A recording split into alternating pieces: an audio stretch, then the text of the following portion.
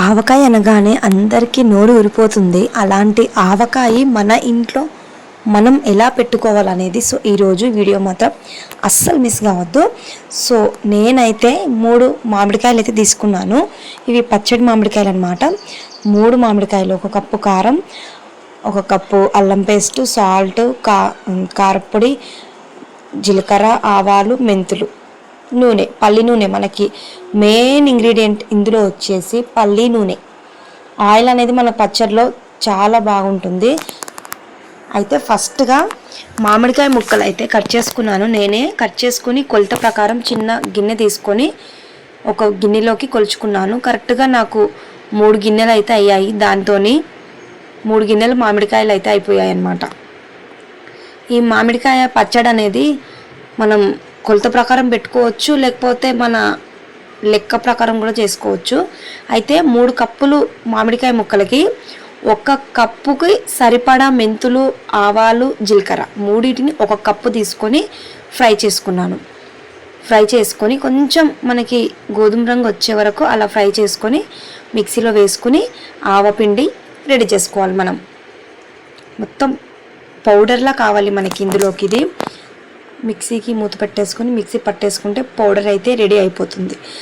ఆ powder ready అయ్యేలోపు మనం 3 కప్పుల మామిడికాయ ముక్కలు కదా, 2 కప్పుల నూనె తీసుకున్నానండి. పల్లి నూనె. ఇది 2 కప్పుల పల్లి నూనె బాగా వేడి చేసుకోవాలి.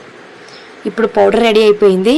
మనకి మామిడికాయ ముక్కల్లోకి ఫస్ట్ మనం పౌడర్ చేసి పెట్టుకున్న పౌడర్ని ఒక 2 వెల్లుల్లి గడ్డలు తుంచుకొని పెట్టుకోవాలి. వెల్లుల్లి గడ్డలు 2.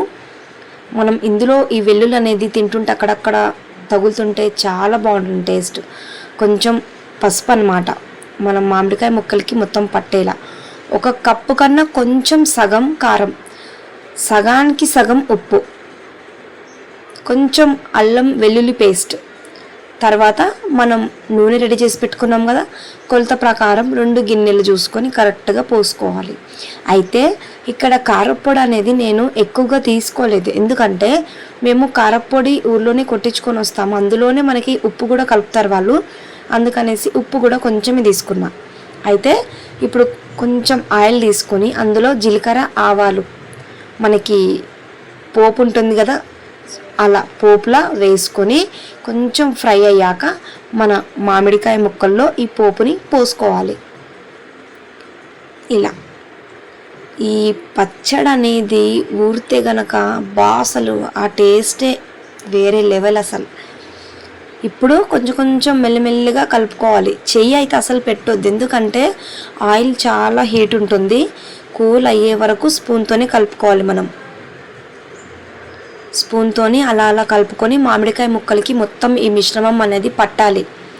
మన ఆవపిండి, నూనె, కారం, ఉప్పు, అల్లం పేస్టు ఇవన్నీ మామిడికాయ ముక్కలకు పట్టేలా కలుపుకొని ఒక 5 నిమిషాలు మూత పెట్టి పక్కకెట్టుకుంటే నూనె అనేది పైన పేరుకుంటుంది. ఇలా దీన్ని ఒక డబ్బా తీసుకొని, ప్లాస్టిక్ డబ్బా అయినా జాడీ అయినా, అందులో స్టోర్ చేసుకొని ఒక 3 డేస్ పెట్టుకుంటే కొంచెం ఊరుతుంది మామిడికాయ పచ్చడి అనేది.